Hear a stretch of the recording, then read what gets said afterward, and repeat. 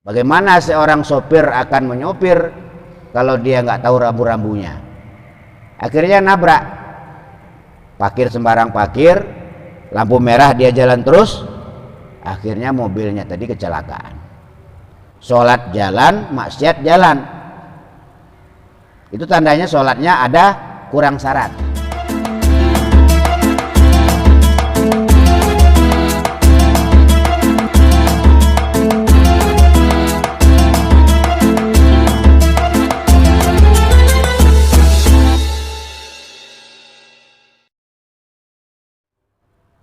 Assalamualaikum warahmatullahi wabarakatuh.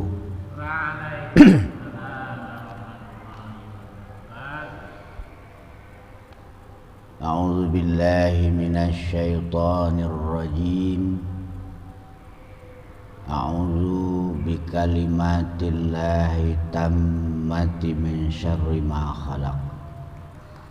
Bismillahirrahmanirrahim. Bismillahilladzi la yadurru ma'asmi syai'un fil ardi wala fis samai wa huwas samiul alim. Alhamdulillahi rabbil alamin. Alhamdulillahi fi kulli halin ala kulli halin wa ni'mah. Asyhadu an la ilaha illallah wahdahu la syarikalah, al-malikul haqqul mubin, wa asyhadu anna muhammadan abduhu wa rasuluhu shadiqul wa'dil amin. Allahumma sholli wa sallim wa barik ala sayyidina Muhammadin wa ala alihi wa ashabihi ajma'in, amma ba'd. Ma'asyiral muslimin wal muslimat rahimakumullah. Alhamdulillah, dengan izin Allah pada malam hari ini kita kembali dihadirkan oleh Allah di masjid ini untuk melanjutkan pembahasan kita pada perjumpaan yang berlalu. Mudah-mudahan kehadiran kita malam hari ini disertai nur hidayah dari Allah Subhanahu wa ta'ala. Allahumma amin ya rabbal alamin. Salawat beriring salam semoga tetap tercurah limpah ruahkan kepada junjungan kita Nabi besar Muhammad sallallahu alaihi wasallam beserta keluarganya, para sahabat-sahabatnya, umatnya yang setia dan istiqomah mengamalkan ajaran dan sunnah-sunnahnya. Mudah-mudahan kita yang hadir pada malam hari ini termasuk umat beliau yang insya Allah akan mendapatkan syafaatnya. Allahumma amin ya rabbal alamin. Melanjutkan pembahasan kita minggu yang berlalu. Pada perjumpaan yang berlalu kita sudah membahas syarat sah takbiratul ihram. Itu ada 16 syaratnya dan ini sudah kita bahas. Setelah takbiratul ihram itu rukun salat adalah al-Fatihah. Bismillahirrahmanirrahim.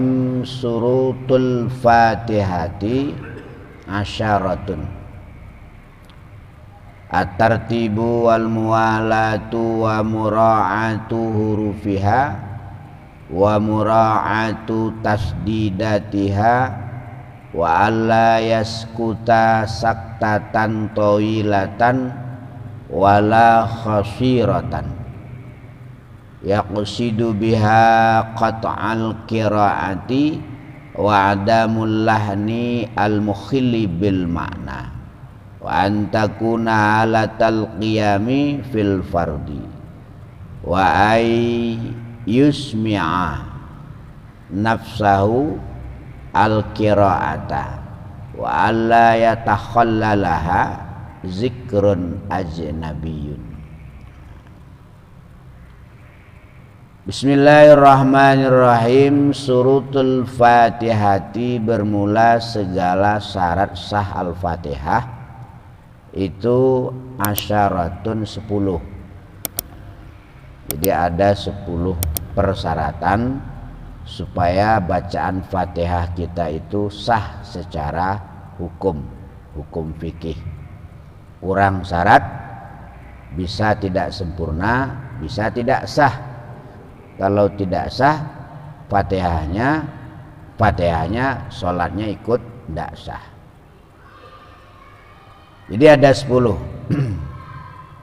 At-tartibu pertama tertib, bacaannya dari awal sampai akhir, nggak boleh ada yang didahulukan.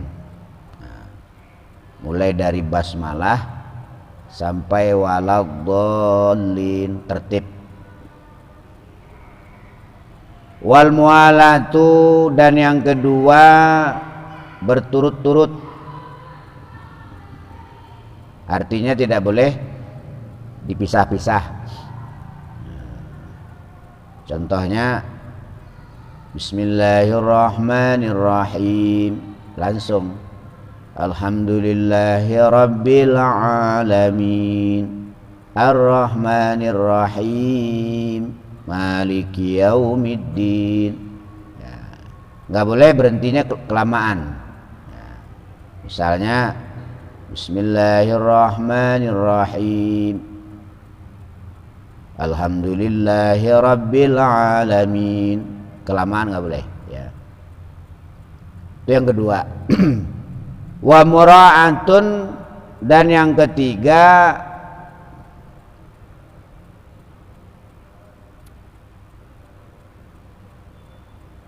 memelihara hurufiha, segala hurufnya.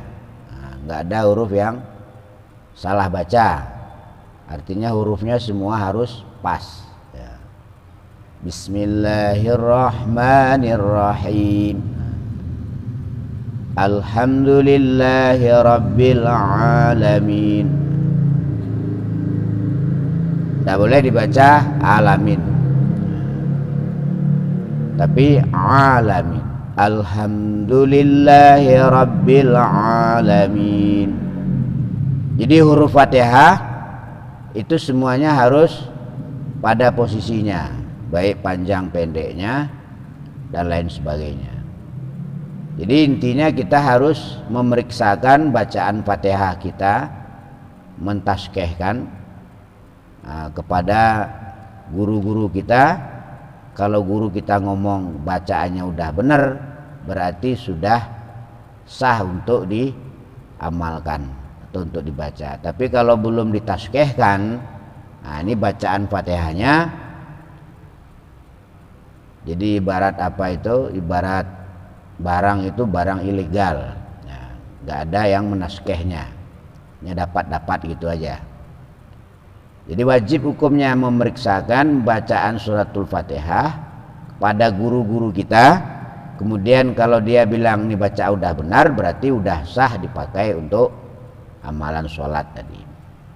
Jadi hurufnya semua harus terpelihara. Wa mura'atu tasdidatiha, dan keempat memelihara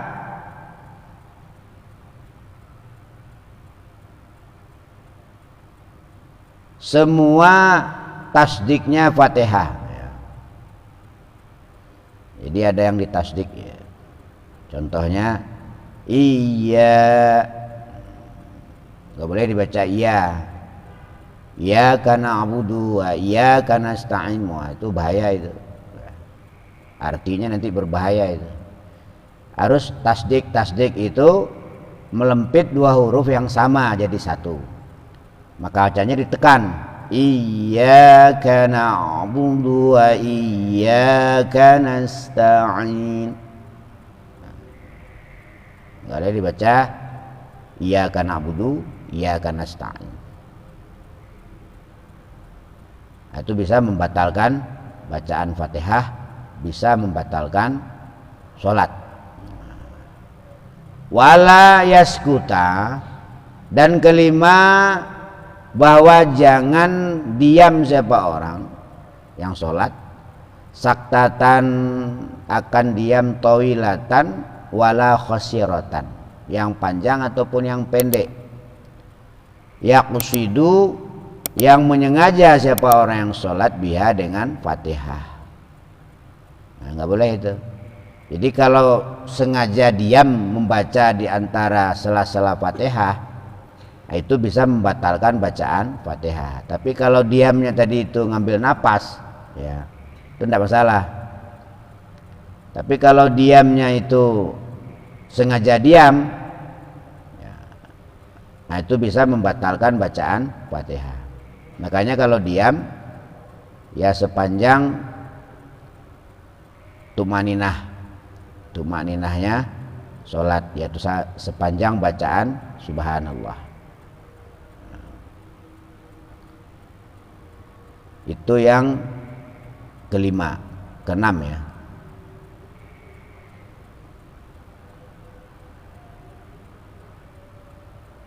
wa adamul lahni, dan yang ketujuh,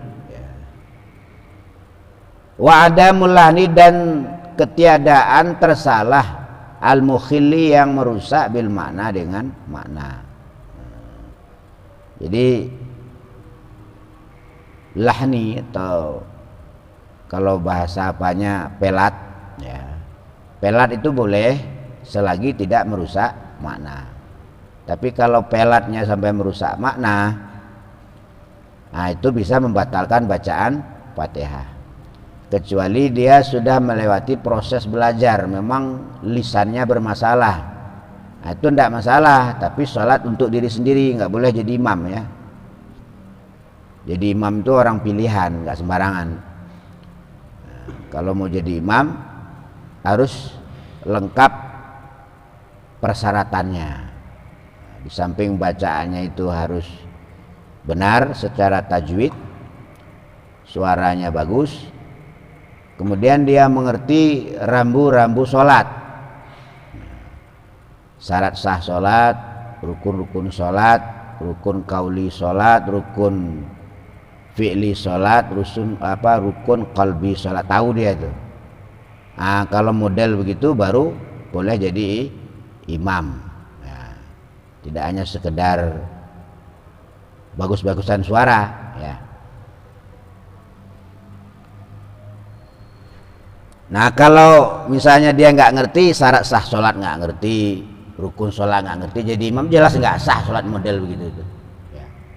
Secara hukum jelas nggak sah, kecuali sholat sendiri ya. Kalau sendiri ya tergantung kebijaksanaan Allah nanti ya. Mungkin ustadz jauh, mau belajar sulit ya, tapi kalau tempat belajar di depan hidungnya nggak mau belajar, itu sholat model begitu nggak sah itu.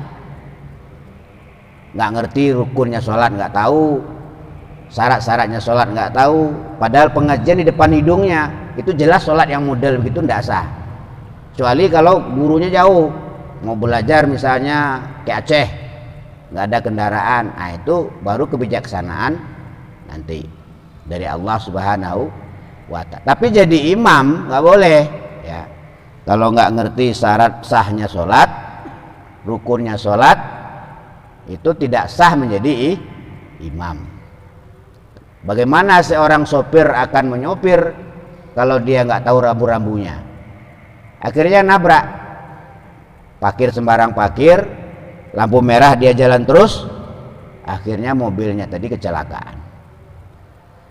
Kita teruskan. Wa antakuna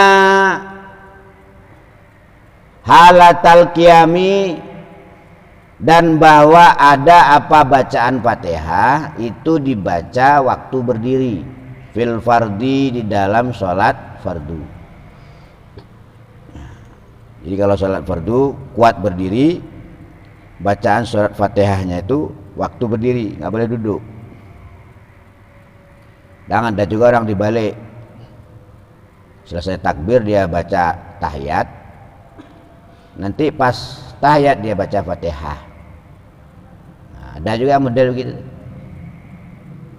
itu nggak sah yang model begitu.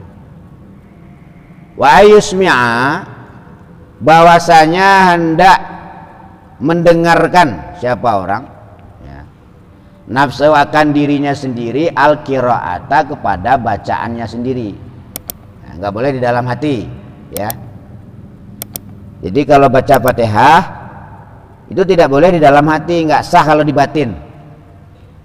Minimal orang yang baca itu mendengar bacaannya sendiri.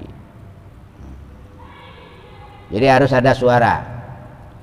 Kecuali doa-doa boleh dibatin ya, doa-doa yang nggak pakai bahasa Arab, pas sujud misalnya, mau doa pakai bahasa Arab nggak bisa. Nah, terus dibatin, nggak sah juga dilafalkan, batal sholatnya. Misalnya lagi sakit, pas sujud minta sehat, ya Allah berilah aku sehat, dilafalkan dengan ada suara, maka batal. Tetapi kalau bacaan rukun-rukun sholat, minimal orang yang baca tadi kedengaran bacaannya sendiri. Tapi tidak boleh juga terlalu keras mengganggu yang di sebelahnya. Nah. Wala yatakhallalaha, dan yang ke-10 bahwa jangan menyelangi ya, atau menyeling-nyelingi akan Fatihah zikrun ajnabiyun, apa zikir yang lain. Nah, nggak boleh ya, waktu sholat maksudnya. Nah, misalnya Bismillahirrahmanirrahim, nah, ditambah zikir yang lain, nggak boleh itu, batal sholatnya. Nah, itu 10 persyaratan sahnya bacaan Fatihah. Jadi saya ulangi sekali lagi, Fatihah ini termasuk rukun qauliyahnya sholat. Jadi kalau Fatihah ini nggak beres, itu nanti sholatnya bermasalah. Apa contohnya sholat orang yang bermasalah di dunia? Sholatnya tidak berdaya mencegah pelakunya dari perbuatan mungkar. Tandanya sholatnya nggak diterima Allah itu.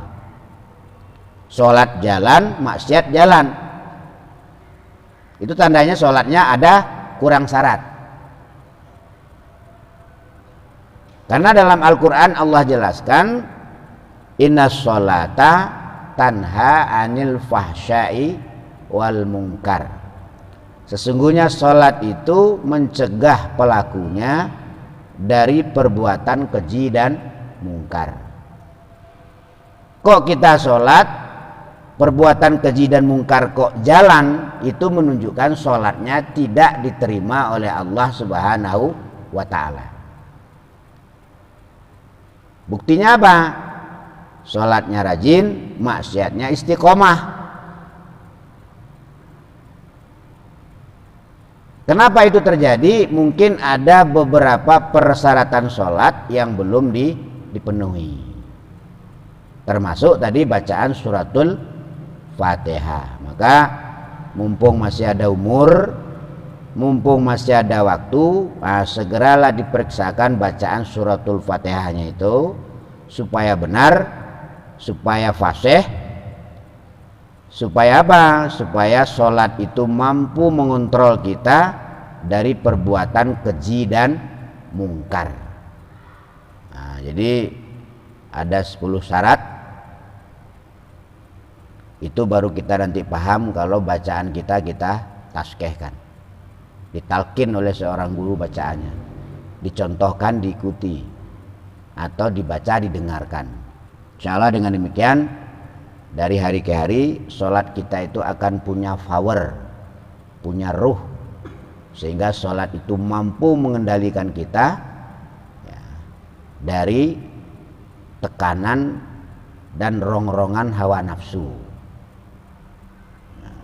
Jadi Tidak hanya sekedar sholat, tapi sholatnya tadi berfungsi di dalam kehidupannya.